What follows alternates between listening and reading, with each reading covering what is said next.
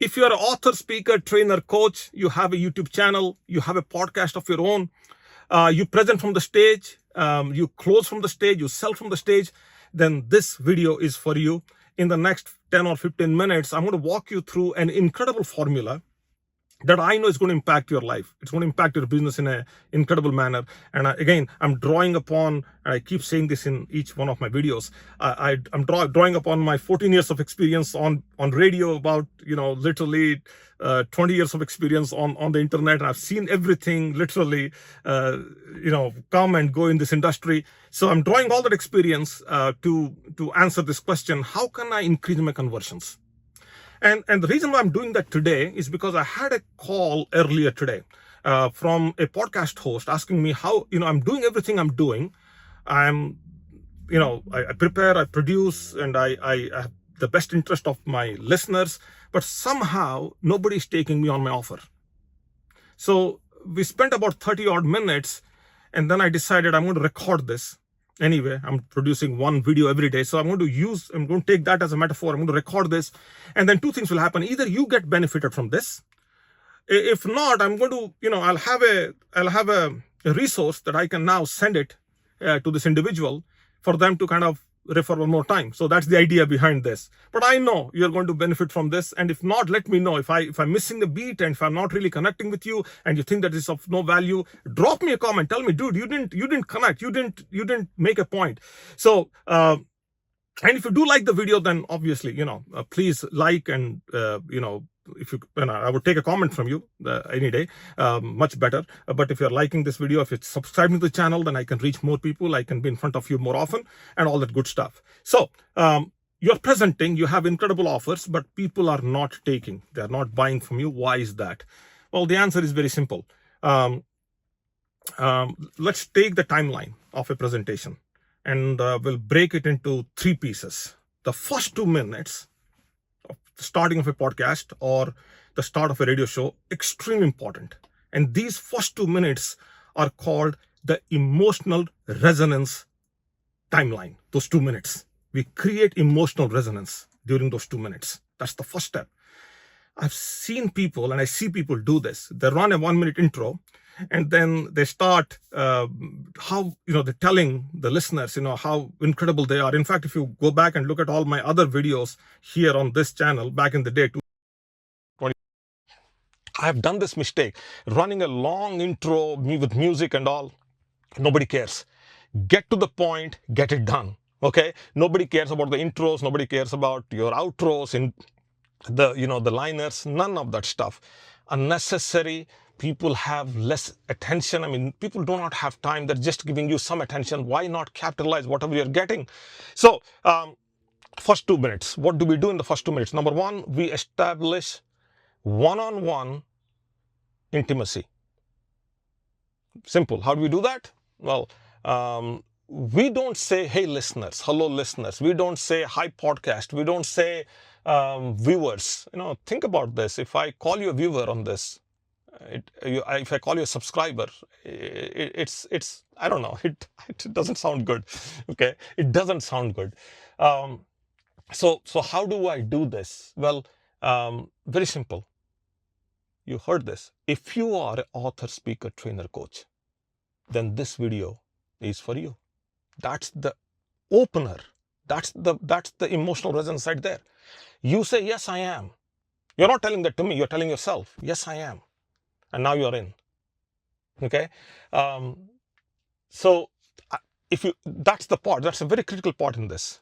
And then I've seen people use big words.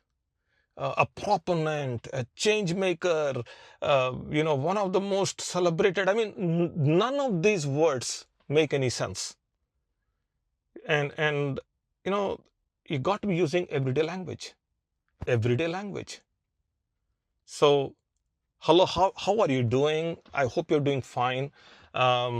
Simple lines, simple words. The brain is looking for participation.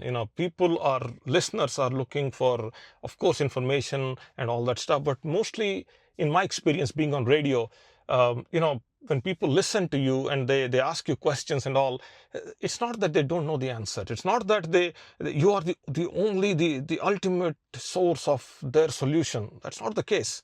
And they want to participate, they want to have that conversation, and some of them are seeking some validation. That's all there is to it. You just become the catalyst. That's all. If you're watching this video, I'm trying to become a catalyst. I'm not telling you that I have all the solutions. And I'm telling you to go watch other videos too. Okay? The tone is warm. The tone is inclusive. And you need to speak as if somebody whom you love is listening to you. Somebody whom you love is listening to you. So you're speaking to a loved one.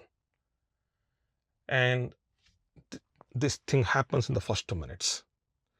And then the second step in this process is building trust. And trust has 3 components to it. The first and foremost is empathy. The second part is credibility. And the third part is clarity. And these things can be broken down. I can explain exactly what you have to do. But in my experience, there are 3 things that you do to establish credibility, empathy, credibility, and clarity. 3 things you have to do. First and foremost is that you got to tell a story. Storytellers sell more. You got to tell a story. If you kind of go back into this conversation, when I started this video, I said, this morning I had a consultation. Somebody who has a podcast was telling me how they were unable to close and they were doing all the things and they're very intentional, but things were not happening for them. That's a story. I mentioned that story. And that story establishes trust, I'm hoping. It does show that I was empathetic. It also shows that I probably am credible because somebody was consulting, and I provided them clarity. So all these 3 things establishes trust. The second thing we do is people are seeking validation.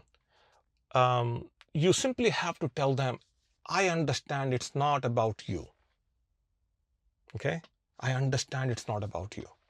When you say that, something magical happens in the conversation. Try this in your core relationships. Somebody whom you love, somebody whom you share the house with, tell them this, I understand it's not you. So when you do that, you're doing all the 3 things. Of course, at the very top, you're establishing trust, but then you're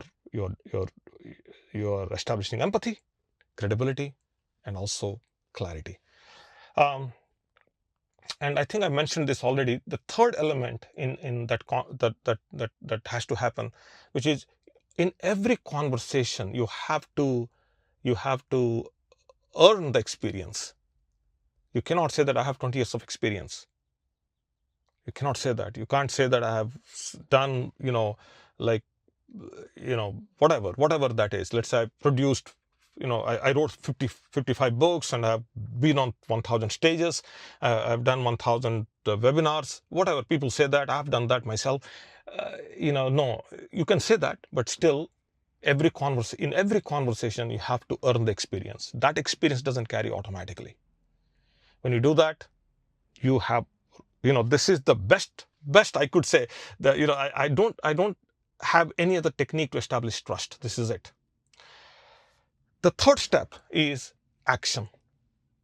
In that conversation, whether it's a 30-minute show or a 30-minute podcast, as you at logical points throughout, you need to tell people about the next step.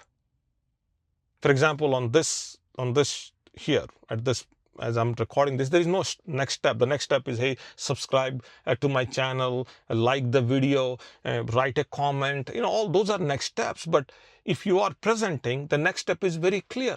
Hey, call my office. Or if you're doing a show, let's say, send me an email.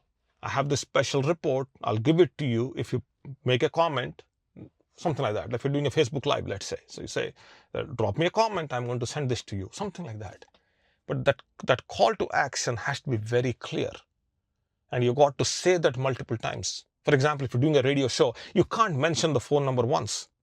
If you're expecting calls, for callers to call in and participate in the conversation, ask you some questions, you got to repeatedly mention that phone number at logical intervals, without compromising the content delivery, without compromising the overall objective of the show. But you have to find time, you have to find those gaps, and then provide those numbers. Clear call to action. You got to sell the call, otherwise they will not call you. And I've seen people tell me, I mentioned the phone number, nobody called, but you did not mention enough number of times. You did not give a reason why they should call you. If you're not giving a reason, no matter whatever you give, it's not going to go. They're not going to take it. They won't. I gave you the reason. If you're author, speaker, coach, trainer, I'm going to share with you a strategy or a technique or my 3-step process on how you can convert, you can attract more, keep them more, and in the sales process, and then make some offers and convert better. So something like that. Right? That was the promise. That was the early the promise at the beginning of this video. Then comes an emotional shift, and that emotional shift is this. Don't sit on this. Send that email right away. Don't sit on this. Don't wait for this. You can, if you genuinely have scarcity, you can induce some scarcity into that emotion. But don't sit on this. When I say don't sit on this, then your mind is going into a consequence mode. If I sit on this, what will happen? So the emotion, consequence connect. You got to do that. So if you sit on this, it's going to go away. If you sit on this, it's not going to happen for you. And you're going to lead next 2-3 years like this. You're not going to see that happy day, whatever that is. It's going to be delayed. And you're not going to be leading a happy and a fulfilled life while you're waiting for this to happen. So take the action now. Send that email. Make that phone call. Make that comment, whatever it is. And then, so a clear call to action. One last thing that I want to share with you. This is my personal experience. As I was doing radio shows and I was getting phone calls from callers and people asking questions and all. It's interesting when one caller calls in and that you are talking on the show, then there is this entire civilization is listening to that caller and the way you're responding to that caller. And I've seen people do incredible shows. And then once they get that one phone call and they say something, and next thing you know, everybody else has tuned out. So how do you answer? Well, over the years, I've found out 3 different ways to answer a question. Obviously, the first one is by examples. You quote an example. Hey, somebody else also went through this. They did this. This is how they got out of it, or this is what they achieved with it. Something like that. An example, story/example. The second way is using a metaphor to say that. Metaphors, as I'm aging more and more, and where I am right now over the years, I have become more metaphor-driven, speaker rather than example-driven speaker. And that transformation happens with every speaker. It's not that you don't give examples anymore, but then more and more of your content has metaphors in them. Then sometimes you do have to give direct advice also. If people are really, So this is up to you, but all these 3 things, when done properly, will help you close more and close better. Okay, I'll stop here. I hope this is helpful, and I hope I covered everything. I think I did. And if you like my videos, if you're seeing me for the second time or third time and all that, but I'm producing videos every day, literally. That's what it is, and you'll see all those videos on this channel right here. But then if I had your attention and we established a connection here, then I would appreciate a like. I would take a comment more than a like, but if you feel this was valuable, then also please go ahead and subscribe to the channel. That way I'll be more motivated. I'll produce more content and all that good stuff. Okay, but do let me know how this was, if this was helpful. Okay, so that's all for now. Wherever you are, be safe, and I'll be here tomorrow again. Bye now.